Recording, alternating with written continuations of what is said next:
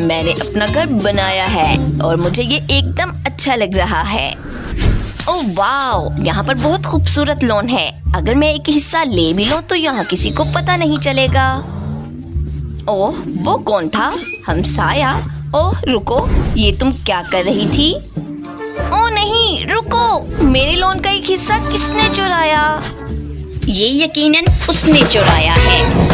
और अब लॉन बिछाते हैं। बहुत खूब। और अब मैं इसके आगे एक फेंस रखूंगी ताकि इसके अंदर कोई भी आ ना सके। और अब मैं घर के फर्स्ट फ्लोर पर एक कुर्सी रखूंगी और एक टेबल। और इसके पास इसके ऊपर एक गुलदान रखूंगी और टीवी लगाएंगे हम इसके ऊपर मजेदार वीडियोस देख सकें। और मैं टीवी के ऊपर बहुत सारी किताबें और फूल रखूंगी और यहाँ मैं एक अलमारी रखूंगी।